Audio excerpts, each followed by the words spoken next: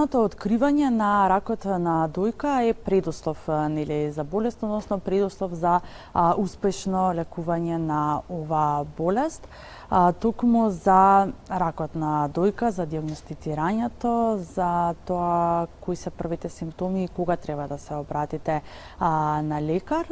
Ќе разговараме денеска со специјалист по патолошка анатомија, доцент доктор Вања Филиповски. Ќе ви посакам добро утро и добро дојдовте во Добро утро секој утро.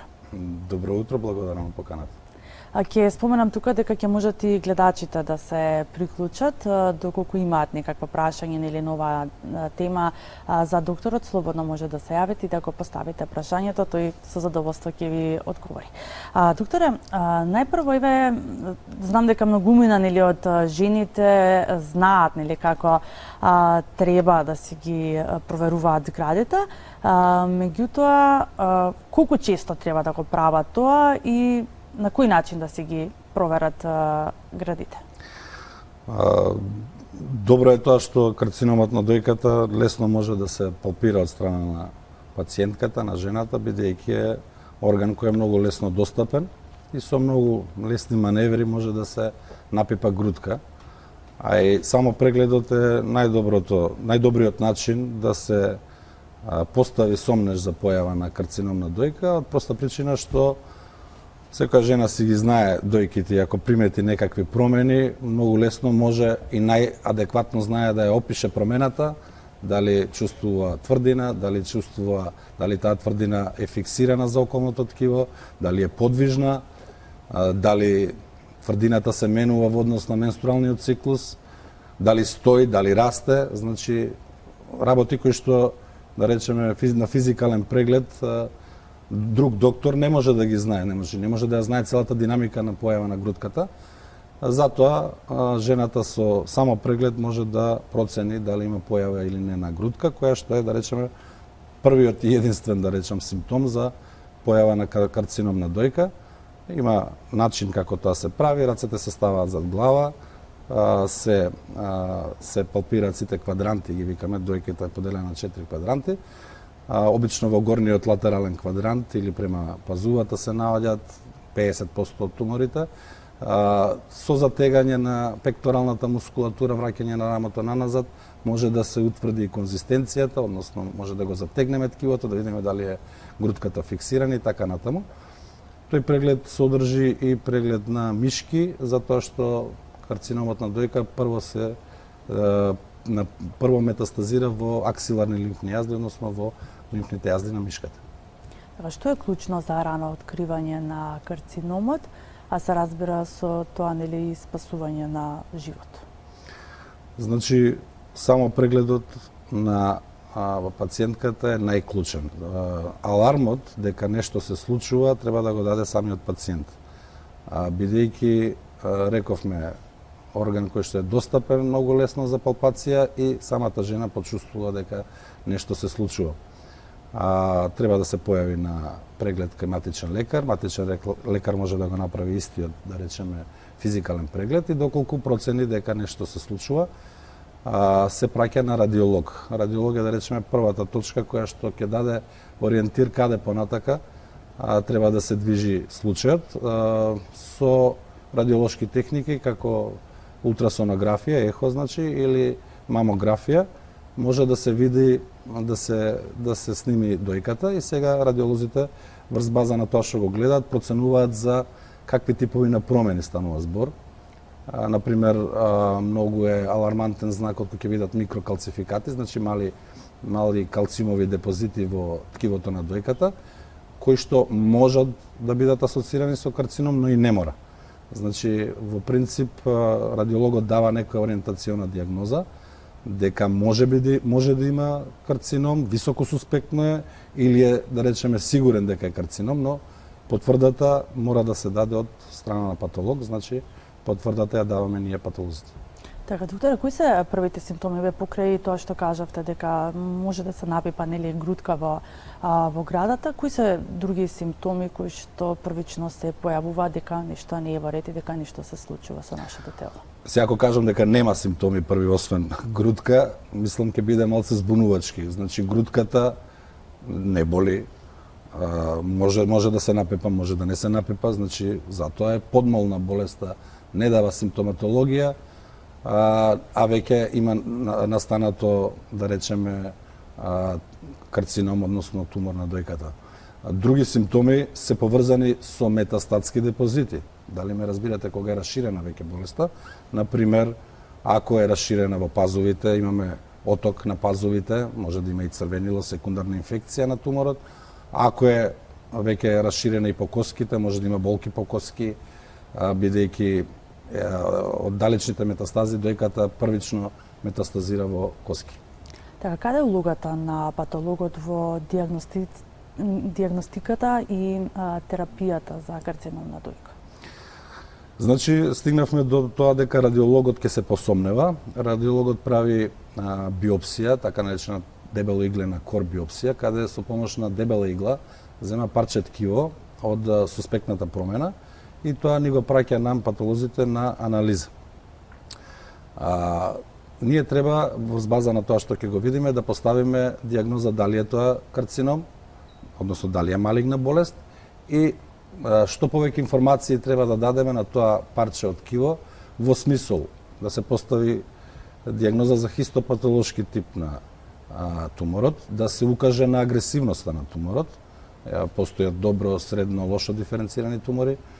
Во база на хистопатолошкиот тип исто така се проценува прогнозата на болеста и, доколку е потребно, на биоптичен материјал можеме да правиме дополнителни имунохистохемиски анализи кои што даваат така наречени, тоа се така наречени прогностички маркери, за да се утврди молекуларен облик на туморот, односно да се туморот типизира на молекуларна основа.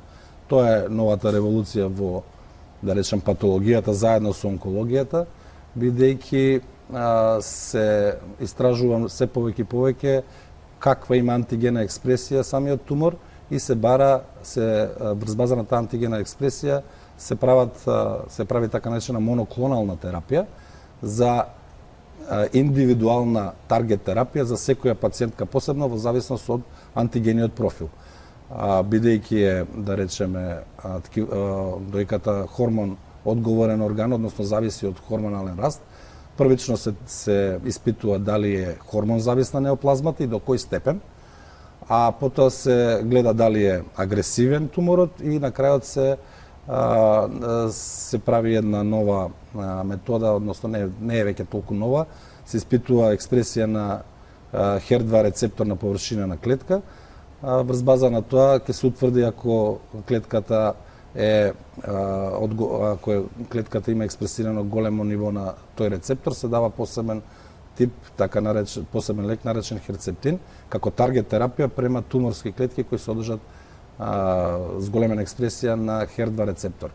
Најново, да речеме, од пред неколку години е таа имунотерапија, што се прави така да постојат типови на тумори кои предизвикуваат јака инфламаторна реакција и ние ја користиме таа инфламаторна реакција со цел да делуваме врз база на туморот, се прави испитување со едно антитело ПДЛ1 за да се види колкав е имуниот одговор кон туморските клетки, на таков начин со имунотерапија да се делува.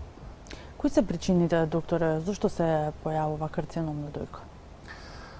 Мултифакторијални, значи има многу причини, врз база на широки епидемиолошки студии не може да се утврди ни еден конкретен фактор. Бидејќи е хормон зависен орган, значи пореметување во хормоналниот баланс се сметало долго време дека е, да речеме, дека има некоја причина за појава на карцином на дојка.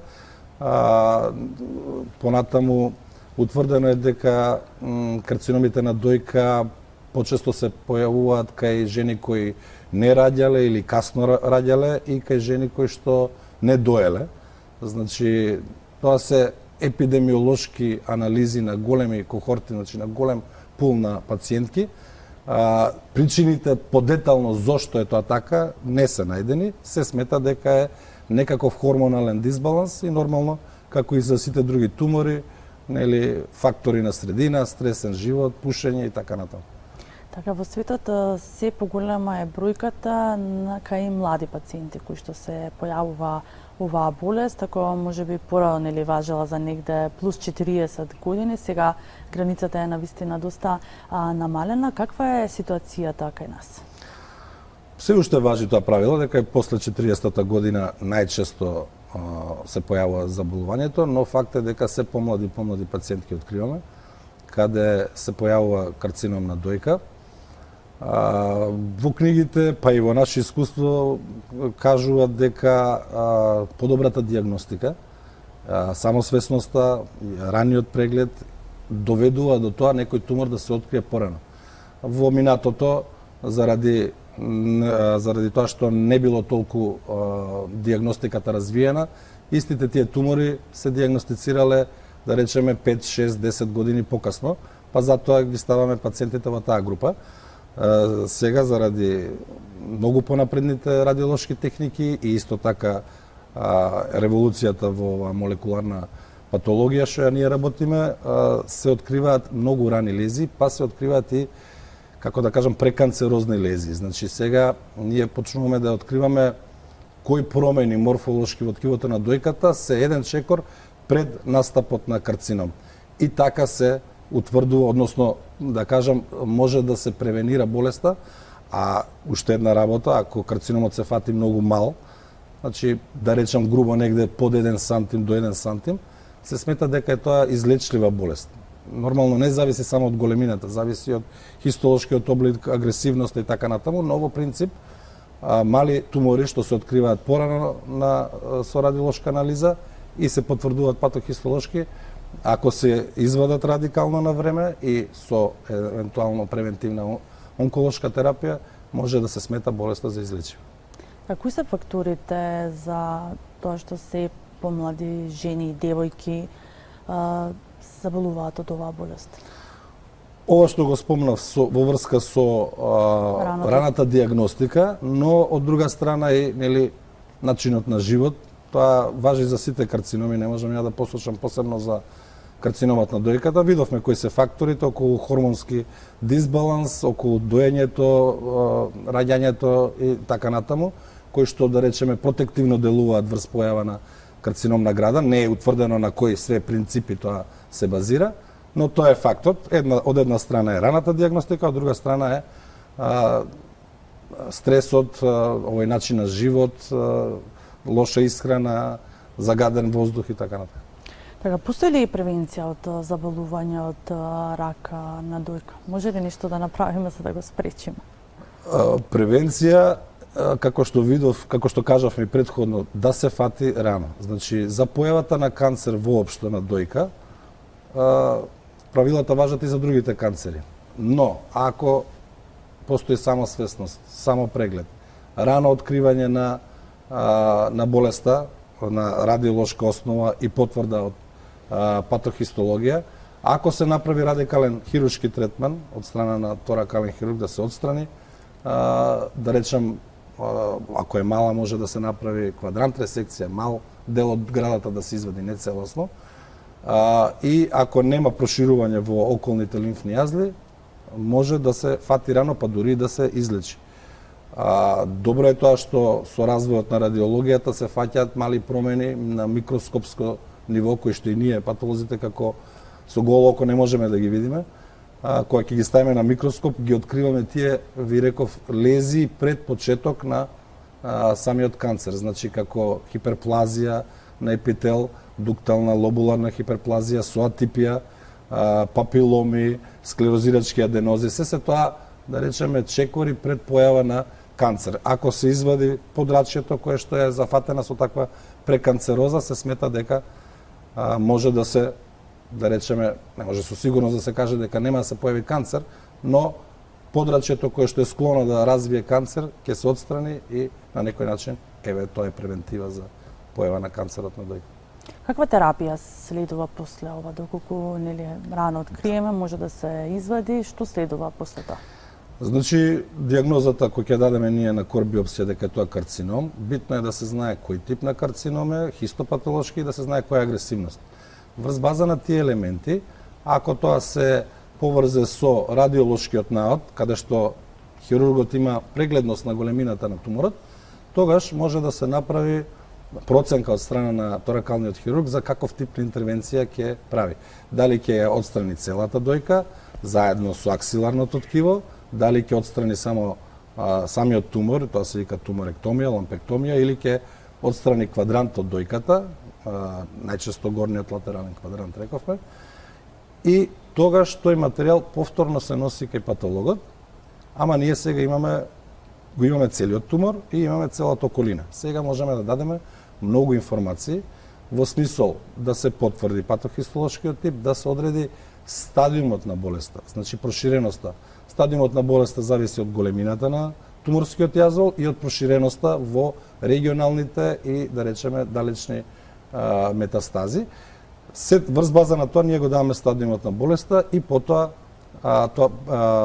онколозите ја превземаат понатаму улогата. Но од онколозите во денешно време добиваме многу нарачки, да речем, барања да ние го одредиме молекуларниот тип на туморот. Тоа е нешто новитет, да речеме, од пред 5-10 години, каде што не само хистопатолошки тип и агресивност на тумор, ние одредуваме молекуларен тип, односно како туморот ќе одговори на терапија. Бидејќи во принцип е хормон зависен тумор, најголем дел од туморите одговараат на хормонска терапија. Постојат тумори кои што се позитивни на херцептин и тие се користат моноклонални антитела кои што се третираат со тој лек херцептин и сега постои оваа имунотерапија што се јавува нова.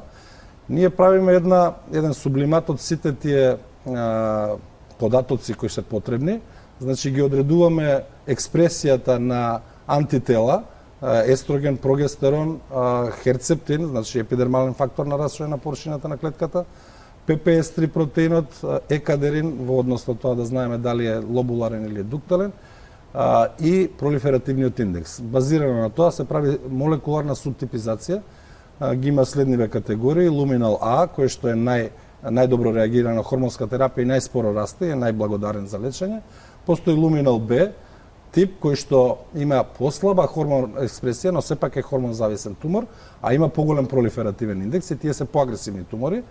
Постојат овие нон-луминал карциноми кои што се HER2 позитивни, тие брзо растат, но благодарение на оваа терапија со херцептин, исто така многу лесно може да се лечат. И постојат оние најлошите, да ги речам, тројно негативни, кои што не реагираат на сите овие антитела, но од друга страна, кај нив обично се развива јака воспалителна реакција, па имунотерапија влегува во обзир. Да, имаме гледачи на линија. Добро утро, повелете. Ало, добро утро, јас сум на линија. Да, вие сте, повелете. Вака, јас сум на 35 години, оперирана сум пред 6 години. Првиот стадиум болеста беше видот на карциномот дуктален инситу.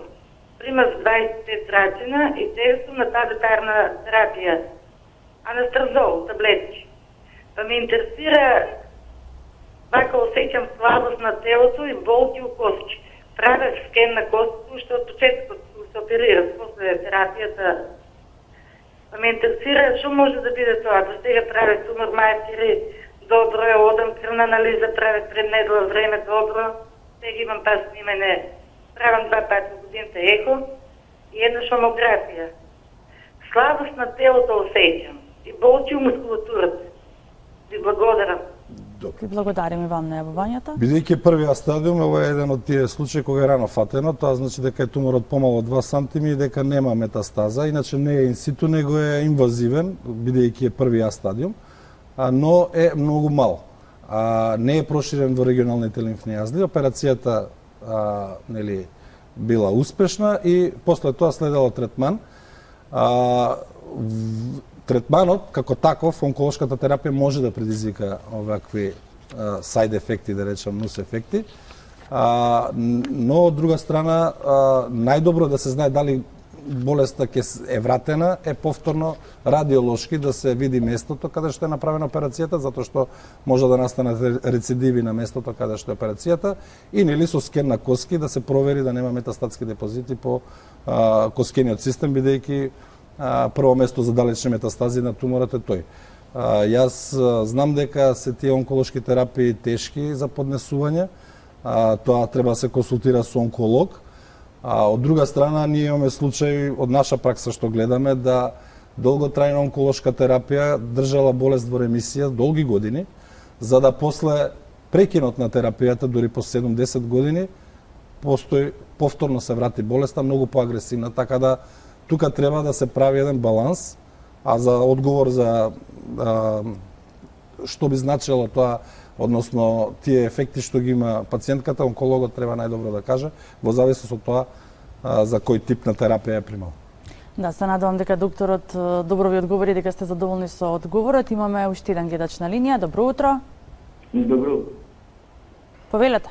Јас внимателно слушав докторот кај што објаснуваше, меѓутоа малце е ова надвор од темата, се работи за карцином или за биопсија, направена е пред 5 недели, кај еден мој другар, нема реагенции во клинички центар за да се испита материјалот дали е малигно или е бенигно.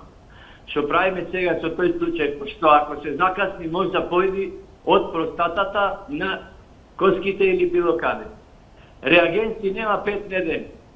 Чека човек резултат, нема резултат.